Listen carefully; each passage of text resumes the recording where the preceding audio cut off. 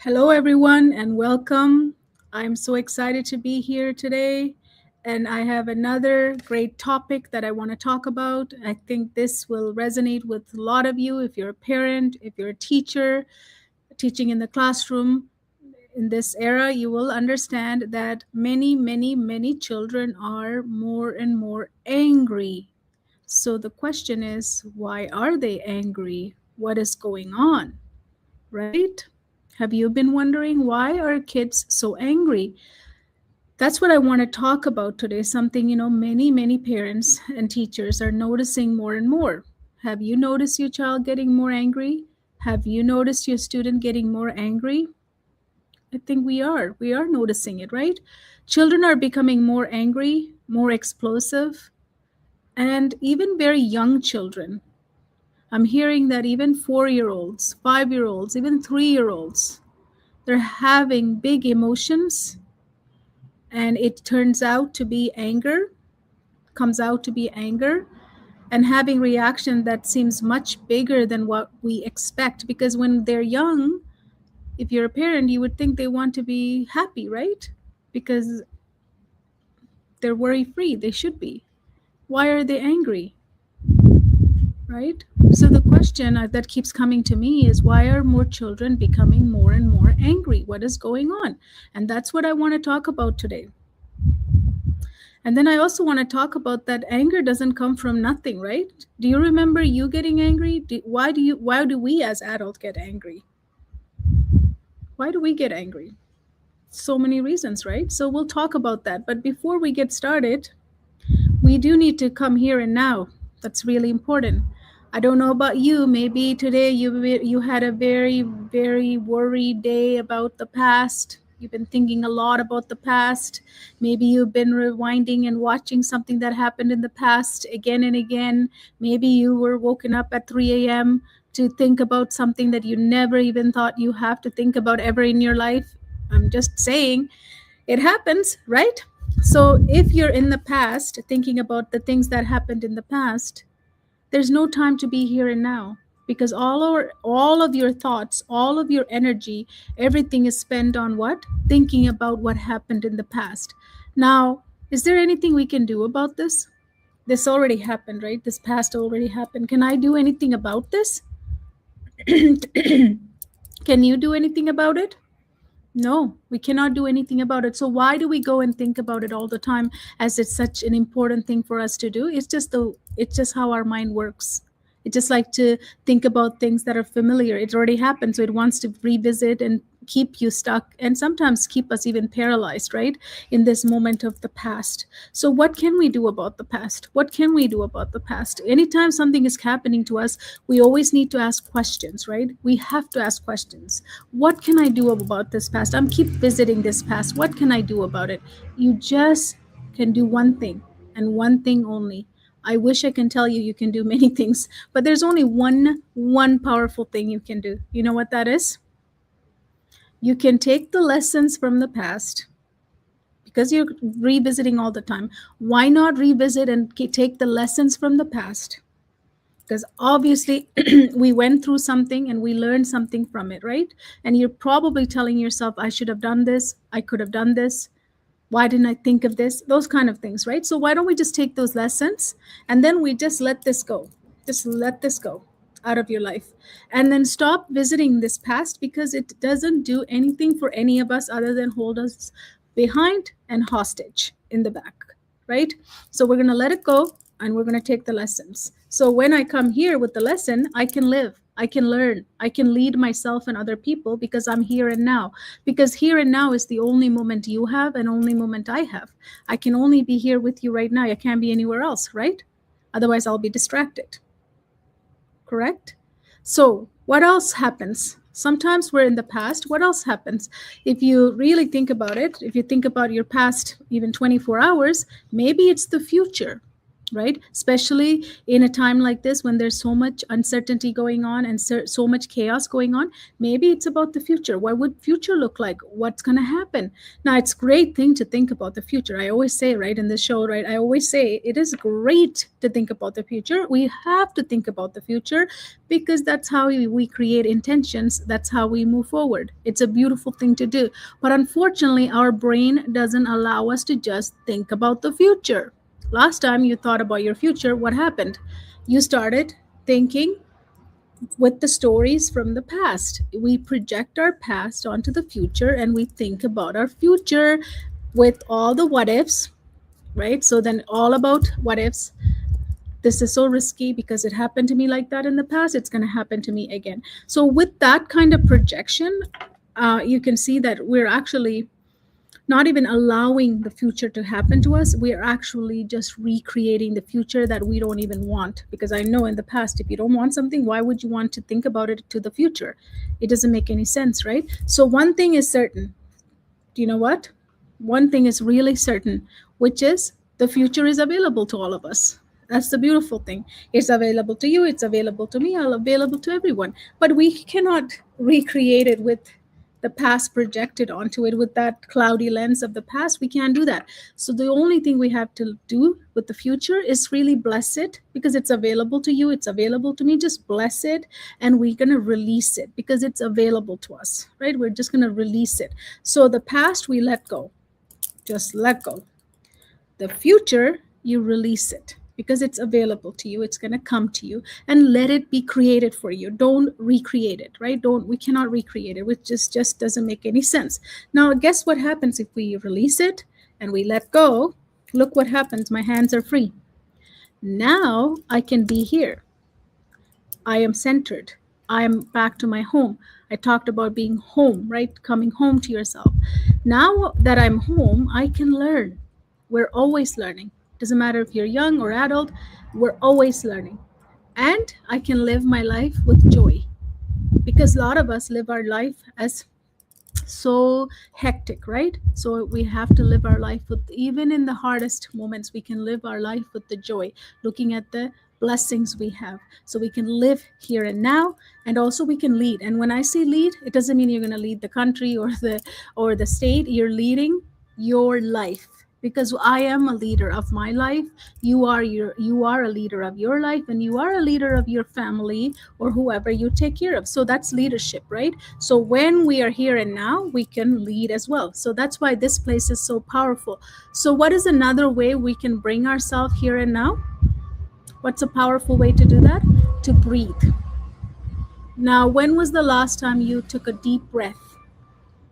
Just in the today, just tell me, when did you take a deep, deep, deep breath? And just let the breath go all over your body and made you feel like you're alive and you're here and now. I don't think we all ever do that. Most of us are just taking these shallow breaths and we're just in a hurry and we're just like, just get it going, right? So why not? Why not spend the time?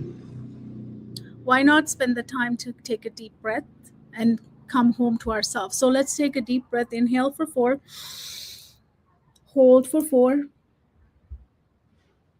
and then I want you to release everything you got, all worries, all stress, all fear, all of everything you have, even your shoulder. Let it go for 8.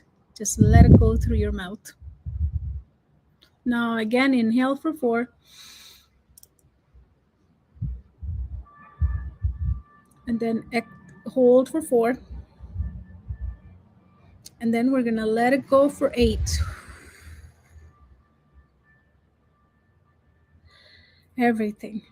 Now you can even plant your feet, you can even sit more nicer. So everything is sitting tall. You can even roll your shoulders, just coming home to yourself. It's a beautiful feeling when you come home to yourself. So let's take an inhale for 4, hold for 4, and then let it go. Everything. Don't hold on to anything. You don't need to hold on to anything. Let it go through your mouth. 8 counts. And then at the end, I want you to hold for 4. Perfect. You should feel a shift. You should feel a shift Just try this anytime you want. So, going back to our topic today, today's topic is why are children becoming more and more angry? I want to talk to many parents who are saying this. They're even using the word big emotions. My kid has big emotions. And a lot of teachers are noticing this more and more. So why are children becoming angry and more explosive? And even so young, as I said earlier, they're 3 years old, 4 years old, 5 years old. They're having these reactions that seem much bigger than what we expect because at those age group of kids, we used to see them smiling with curiosity, right? With playful eyes and want to play. What happened to our little kids? What happened? So, the many, many, many, many adults, maybe you're one of those adults who is asking, why? Why? I'm asking too, why? But I do want to suggest something important. Anger doesn't come from nothing, right? Do you remember last time you were angry? Did that angry come from nothing? Not really, right? There was a reason. There was a huge reason why you got angry. Because anger is not always bad, but when it becomes explosive and it's hurting us and hurting others around us, then it is bad, right? But anger is good because it means that I care about something. I deeply care about something. So when it comes, it's not a bad thing to have, but it just what it does after the fact, right? So whenever we see an anger in children, something deeper is asking to be understood, right? So that child's angry. So there is something deeper that we need to understand about that situation and that child. Now, think about the world our children are growing up today. I know everybody says that, I grew up in this the bit worse than this. My when I was young, it was worse. But just think about the world our children are growing up today. Just think about it for a second. Children today live in an environment where they often feel they have very little control. Even us as adults, right? Don't we feel like we have very little control in the world that we live in right now? So think about your children. Think about the student you work with. How are they feeling, right? If we're feeling that way, how are they feeling? Just let's just think about that. You know, adults decide when they wake up, right? Some children do, but many need reminders or they don't, and they need to be told, right? Adults decide when they go to school. Adults decide what they learn. Adults decide when they want to stop playing, right? Adults decide what activities they must do. So if you think about it, in a child's life, the adult is deciding when they wake up, when they go to school, what they learn, when they stop, when they should stop playing, and then what activities they must do. So much of their world is what scheduled and structured. Or if they're so angry, maybe that's what goes missing is the structure, right? So it could be in both situations. And when humans begins to feel they have no control over their environment, frustrations begins to build. Further back earlier this week, I talked about video game and addiction. One of the environment that the child right now has a lot of control over and like a lot of competence over is playing video games. And that's why they almost seem like they are addicted or they are addicted. So when a child does not have control over their environment, they are going to be angry because they don't have control over what's happening to them. So the frustration starts to build. Now think about what happened during COVID. I know it was 2020. I know we're not in 2020. It's 2026. I know. But let's just go back to, 2020 COVID. Children's lives changed almost overnight. Schools closed, learning moved online. Children were separated from friends. Normal routines all disappeared, right? Activities all disappeared. Many children had to transition between online and classroom learning back and forth, some of them, right? So, don't we think that's a big disruption to their little brain? Now, if we think about it, when we came back, did we actually reintroduce them? And did we actually talk about the disruption that happened and how that could have affected their development and their heart and their soul? Have we ever talked about that? Has anyone has asked them, or have schools or anybody has hosted some days where they can just share their feeling of what happened to them during this time, how they felt, any of that stuff? Have we done anything, or did we just simply went online and then simply went back offline and went into the classroom as nothing happened, and we continued into regular sessions? Do you think that would affect somebody? Do you think that would have affected them in the way that they lost control over a lot of things, and all of a sudden there's no structure in their life, no structure to follow or no schedule? Would that have upset their system? Because they are a living being. So why don't we have a compassion? Why don't we have compassion for our kids? Why did we not have any kind of transition, where there was a transition period where they were helped for how they felt? Maybe just a question, great question, is to ask, is that why they have developed this extra anger? Because they felt out of control, not in their power when they went online? Maybe that's why. Maybe this is all happening right after COVID, because a lot of teachers tell me the classes have changed since COVID. A lot of parents tell me my child's behavior has changed since COVID. There are some big emotions I don't know what to do with. Or maybe, can we think of it that this big transition on and off to different world has caused this? Can we really think about it in a deeper way? Because why are we not dealing with it? Why are we pushing it away? Why are we thinking that kids are so resilient, they should be able to just deal with it? What if they couldn't deal with it, and they couldn't deal with it, and the anger that they're showing are the result of that they couldn't deal with it? Kids can be resilient, but that doesn't mean that they don't have feelings. That doesn't mean that they're going to store their feelings, and when they're hurt or when they're disturbed in their natural learning space, and all these disruptions happen. And then fear, don't forget the fear part of it too, right? These kids didn't just um, have schedule change or the routine change, they also were fearful about something that could hurt them,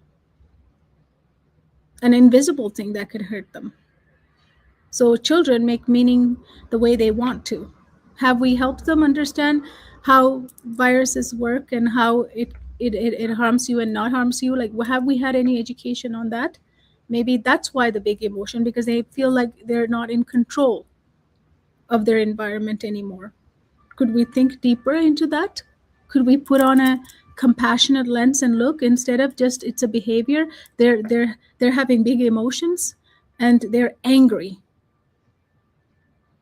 Because then when they're angry and then they're throwing and they're hitting and they're spitting, people are thinking now it's bad behavior.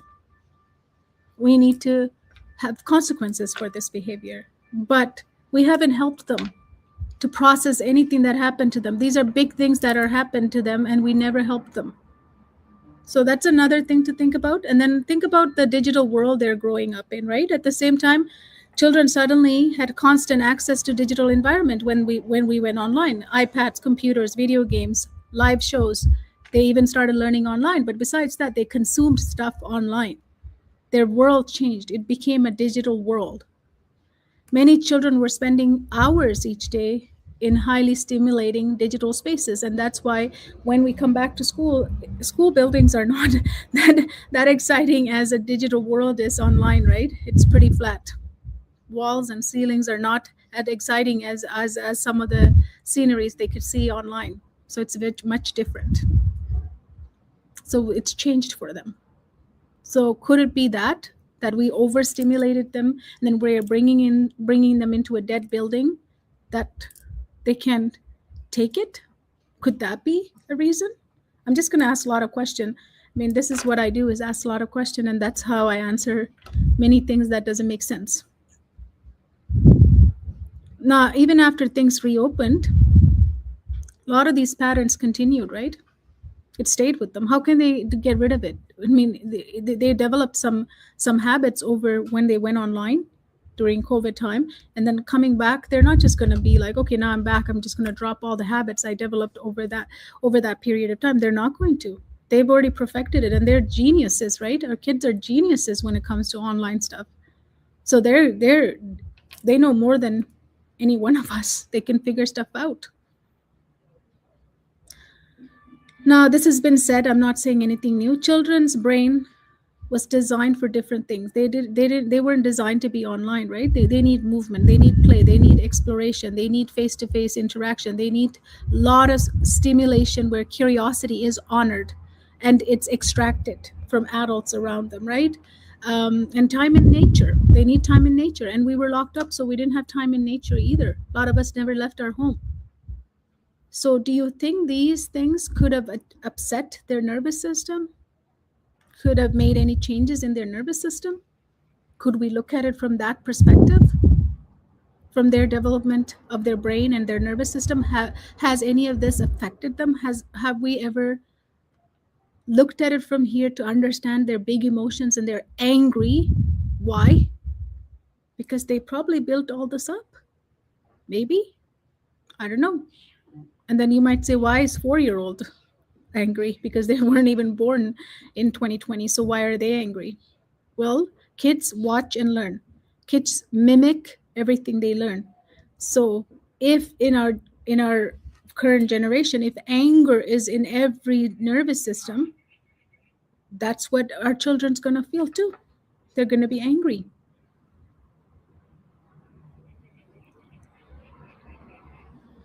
So when we don't have proper experiences, like what humans need in order for proper growth, like time in the nature, curiosity, right? What happens is the nervous system can feel overwhelmed and out of control. They had no control over their situation. And as I said, fear of viruses can also, I don't know what's going to happen to me. I can have, maybe it doesn't happen to me, but I could have a fear of that. And I'm a child, so I can feel that, right? So maybe that's what they felt. There's an invisible danger for me that I don't understand.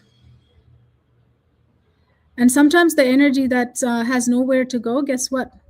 All this energy that has nowhere to go over time builds up inside, and that build up shows up anger. So I'm gonna ask adults right now who's watching me a question. Have you ever like been in a relationship or with anyone where you're like, they say something, you're like, at first you're like, okay, whatever, right? And they say it again or do something, you're like kind of forgiving them or like masking your feeling, right? Yeah, I'm angry, but I'm not going to show it. I'm not going to show it. And then you do it so many times that eventually, without you knowing, you blow up, you explode, and you're like, what happened to me? Yeah, it's a buildup, because you might have been able to handle it. Sometimes you can handle it, and there comes a day when you are not able to handle it. You're like done. So you explode. So can we see that with these kids who, for these almost all these years, they've been building up without any control of their situation, without really having idea of how this fear manifested to the inside of them, right? Fear of the viruses and all this. And then we ask them to come back to school to start learning. You need to sit down and you need to learn now, and you need to go back to learning. So they're exploding because their expectations are placed on them, and they can't meet those expectations. So again, we're looking from a different perspective, all of this, instead of just behavior. So when we see children becoming more explosive today, maybe the question is not simply to say, what is wrong with this child? Because it's so easy to ask that, because we are conditioned, all of us as adults, we're conditioned to take anger. When we see angry in other people, we're like, what's wrong with this person? Why are they so angry? What's wrong with them, right? We always ask that. So we ask, what's wrong with this child? Instead of asking that question, maybe there is a deeper question we can ask. And that question is, what kind of world is this child trying to grow up in? What kind of world is this child trying to grow up in? We could even ask that ourselves as adults too. What kind of world am I trying to live in? Even I can ask that. But for children, we're talking about our children, our students, right? What kind of world is this child trying to grow up in? Now, what's wrong with them? Can you see the difference between looking at this from a perspective of what's wrong with them? Why do they have such a bad behavior? Why are they behaving like this? Why are they so explosive? Why should they be angry? What is wrong with them to be this angry, right? I mean, I hear stories every single day from teachers how hard it is to work in the classroom with so many explosive behaviors. So we can't keep doing the same thing and expecting this behavior and this anger is going to just go away from these kids. It's just going to get worse because when they get angry, they're getting punished. They're going to have consequences they don't understand. Have you ever tried to understand something when you're angry? Have you ever listened to anyone when you're angry? Can we comprehend someone trying to get us some logic into ourselves when we're angry? Nope, it doesn't work that way. So nothing is working. That's why nothing is working for this behavior that we call anger, explosive behavior, big emotions. Parents are becoming, I don't know what to do. Teachers are going, I'm not sure what to do either. So it's time that we ask a better question. What kind of world is this child trying to grow up in? Not what's wrong with that child. And that's going to change a lot. And just think about all the stuff that's been happening since 2020. And that'll give you some idea how unpredictable our children's world is. And we as adults, as we process, they're not able to process at the speed of us. And then they have all these unanswered questions themselves, have questions about the world, and they feel out of control in it. And of course, the result of it is anger. So let me leave you with this question for today. Really, I want you to think about this. Just take a deep breath. And a lot of you might be dealing with this at home, parents, teachers at school, classrooms dealing with it, and you're like, I'm done, I don't know what to do. Just take a deep breath. There's a lot of things we can do with these kids. First of all, they need to be understood. They need to have their anger validated. They need to understand that they're growing up in a world that's a bit chaotic, and they don't understand and they don't have control over a lot of things. And we have taken their control during COVID as well. It's okay for them to know that too. So lots of conversation. And some people might be thinking, oh, this sounds so gentle. It sounds like a gentle parenting. No, this is not gentle parenting. Conversation is not gentle parenting. Conversation is respecting the child, and having a conversation mean we allow their nervous system to be grounded and guided, and we still can be able to place expectations for them, and they feel empowered by that expectation. And in gentle parenting, it's not the way it is done. It's a lot of negotiation.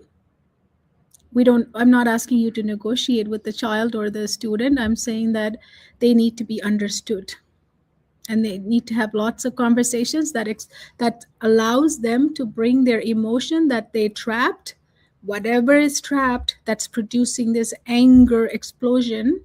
We need to help them bring it out and to be shared with us. So we need to provide that environment for them to do it. And we cannot assume anything. Our school system already assumes something big. They build the school system assuming that all of our human children, and us including, will come into that classroom ready to learn, as if we had a switch, we turn it on and we are ready to learn. Please give me the content. I'm ready to learn. They forgot that we are all living systems. We are a biological system. This system is bombarded by so many variables. Just by command, I cannot just say, oh, I'm ready to learn. Look, I'm ready to learn. It doesn't happen like that. It is a state. Learning is a state. Have we taught any, like including us, did anyone teach us how to get into the state to learn? Or were we expected to learn? We were expected to learn. So we're doing the same thing to our kids and students right now. We think they come ready to learn. What if they're not ready to learn? Who's going to show them how to be ready to learn? Can we take the time to get them ready to learn instead of pushing content? If we think about ourselves as a machine, can we give this machine time to get ready before we ask it to produce? Is that allowed for this system to get ready before it's being asked to produce? I think it's okay, right? All machines need some warm up time, no? Same thing. If I'm a machine, I'm a biological system with so many things working to get me going, can I have time to get ready to learn? And would that stop these explosive behaviors if that is understood in all children? I think so. Big time. You know what? In fact, I proved it. I proved it in so many sessions with my clients. It actually works so beautifully when that system is understood and given the time to get ready to learn. That's what readiness OS is all about. So here's the question I want to leave you with today. Are children today growing up in an environment or in environments that help their nervous system regulate, or environments that constantly overwhelm them? So answer this so honestly, right? If you're a parent, answer this honestly. If you're a teacher or an educator, answer this even more honestly.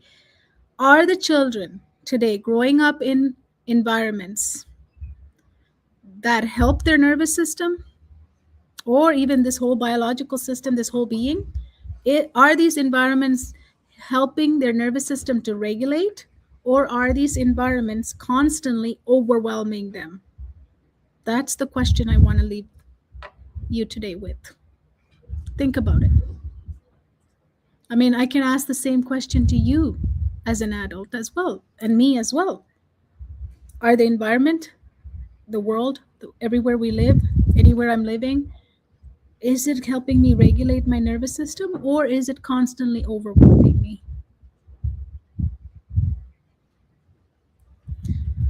Because if you think about it, the anger is not the problem. As I said, anger could be a good feeling.